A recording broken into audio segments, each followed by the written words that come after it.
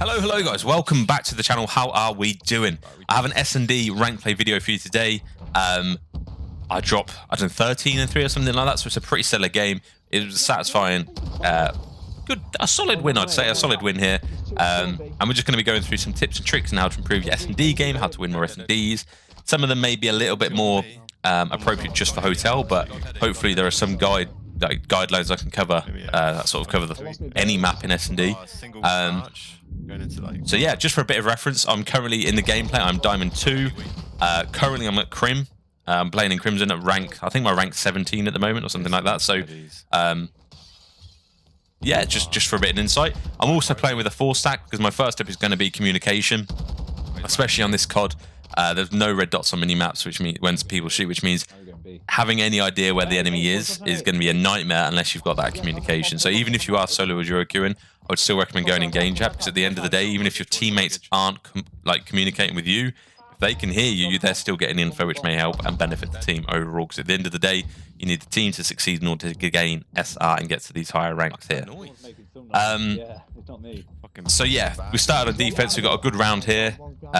Managed to get a kill from a guy on the bomb with like 8 seconds left. So I'm just running away because chances are they're going to be looking for me at top bedroom. They're not going to plant. I know bomb's sort of over there, so I'm just playing my life here. I could have probably egoed and got another kill. And there are so many rounds you're going to see me here where I could have maybe played a little bit more conservative, baited my teammates a bit more to just get more kills. But at the end of the day, I was just focused on getting my team winning,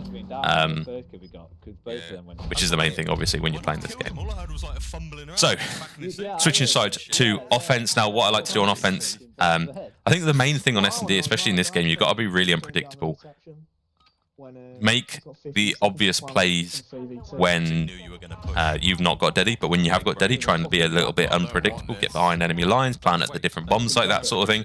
But the whole of S&D on this game as a whole is being that unpredictable player, being that unpredictable guy, knowing where the enemies are without them knowing where you are, essentially. And if they know where you are, make sure you're at the best advantage possible to win any gunfight. So this is an obvious place for us to sit. You can sort of guarantee that they're going to be like, we're going to be here, but there are a lot of head glitches I'm abusing, and just unfortunately there, I just get outbeamed. I was just playing a little bit too long there without any sort of info. So I could have progressed a little bit further up there, but if I'm honest, I was just looking for info. I was looking for info for the teams. At the end of the day, if no one peeked, we could have got bombed down.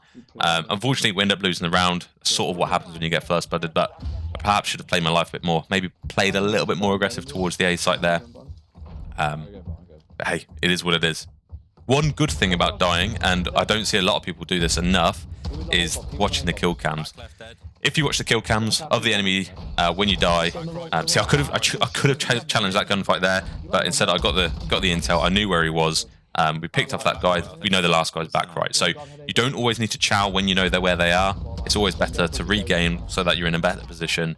Chances are they've seen you. They're not really going to be moving. So if you can reposition yourself to a more beneficial area, that's always something I'd recommend doing.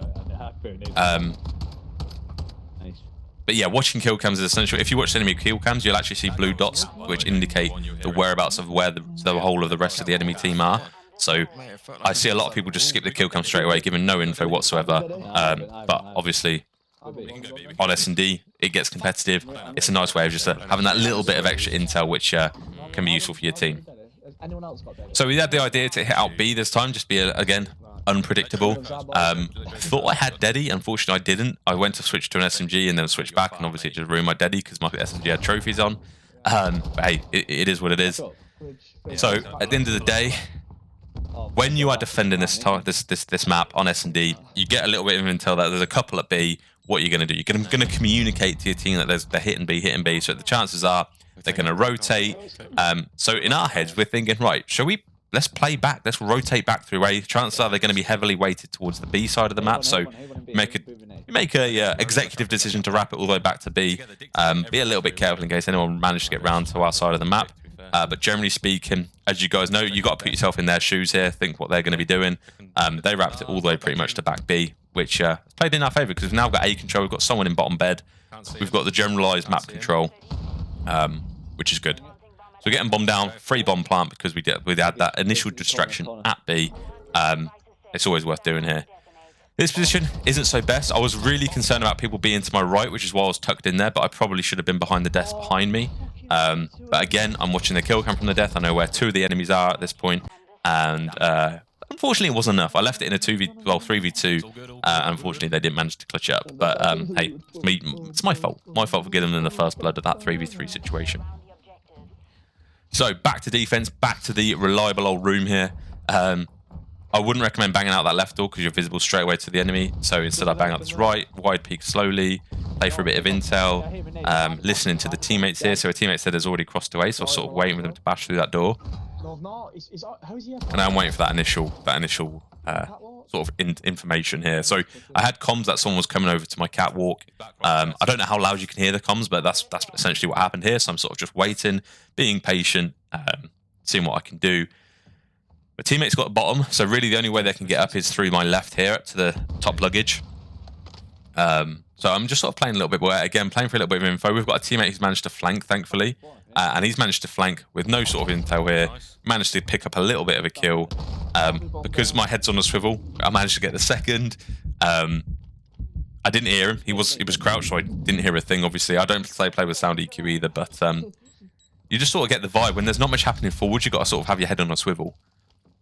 And considering my teammate pretty much, this is a nice little spot if you want to be a bit cruddy, by the way. If you're trying to hide, this is a little spot you can be. So I actually hear him down to my left. So this is one place I do ego chow, and thankfully, somehow it pays off. The poor guy, I think I got 2 headshots, so I ended up 3-bulleting him. So I do feel a bit bad, especially with the hipfire RNG here as well. Hey, at least you could say my centering was good, I suppose. I don't know. I don't know. But that brings it to a 3-2, which is a huge round. Currently at 9-2, so plenty more frying to do still left in the game. So I've done it again. I switched to my sub, forgetting that my sub actually has a Deddy on here because I changed it, but for whatever reason didn't change it in game, which is a bit frustrating. Because we were going to go B, but we decided to not. So teammate made a good suggestion here that we push out B quite aggressively, make them a little bit distracted and play. And I thought, fine, we'll play really quiet at A. So we really didn't show ourselves A side, which sort of forces the enemy to push up. Because at the end of the day, if they think we're going to B, maybe 1 or 2 of the enemies are going to push up to our side, hopefully get behind us, which is what happened. We baited them in. We lured them into the trap and they fell for it. But from here, we're just playing for info. Again, having good teammates is essential. I sort of communicate. This is a funny part, actually. I sort of communicated to my teammate that those doors were open, so they could be back there. He rushed. They were actually bottom bedrooms, so that's bad on me. But hey, we managed to get the dub in any case. So we need 2 more rounds to pull out the dub here. We've got defense, so we are at an advantage. So again, you're going to see this may be boring, but while it works, I'm going to be doing it. With an AR, if you're shooting straight, you sort of have the advantage here. But we got a good communication that they're sort of hitting B, hitting mid, so I'm heavily weighting my my side this sort of way. And we got it down to a 2v2 with them having B control pretty much. Now, I didn't want to just run in there because, if I'm honest, I hope that nade was going to open the doors. Unfortunately, it didn't for whatever reason. I don't know. But we're sort of playing for info here. I'm sort of waiting for them to push out, be a little bit aggressive, but because obviously I've got an AR, they've sat there with SMGs in corners, snaking. I don't really stand a chance. I bait, I open the doors, hopefully have their heads on the swivel. My teammate manages to pick 1 up here. Yeah, there it is. And I know the bomb's planted for here, like here or fridge, so sort of this is why I'm sort of just ADS in here, because at the end of the day, for him to check it, he's either got to come through where my teammate was watching, where I am, which I know they're not, or fridge. So I just pre-aimed fridge. Worst case scenario, they don't hit that. But yeah, it worked out in our favour. He had to check bomb, and that was the only way he could really check it efficiently, so that's why I pre-aimed that. Managed to get the round. Pretty much got Deddy here as well, and we decided to do 1 final B push. Hopefully surprise them here. We don't have Deddy, but we thought we'd go for it anyway. And I said, you know what, I've got an SMG. Let me bait for you boys. I don't mind baiting at all, to be fair. If it wins the round, give me what we can. For whatever reason, there was a guy just in the cat stairs. But thankfully managed to get this comms that it was pushing out through restaurant. My teammates pick him up, and it leaves them in a 3v2. Yeah, and we end up actually winning the game. So I don't want to spoil it. But it was 6-2. We won the game. I dropped 13 and 3 in the end. I probably could have got more kills if I'd played a little bit more safe. But hey, pulled out some at the end there. I was willing to bait. You know, get the team a dub at the end of the day. So yeah, bombs down in here. Managed to get the win. That's 6-2. Hope you enjoyed the gameplay. If you have any question about S&D or my rank in particular, please let me know down in the comments. If there's anything specifically you'd like to see further in the channel, let me know. But yeah, enjoy the rest of your day, guys, and I'll catch you in the next one. Ciao for now. Oh, fucking good beams, man. 1 and 7 for a diamond 3. Okay. Level 15 diamond 3 as well. Yeah. He's not Fina. He's technically the best in the lobby, that guy. Yeah. Oh, we got milked that last.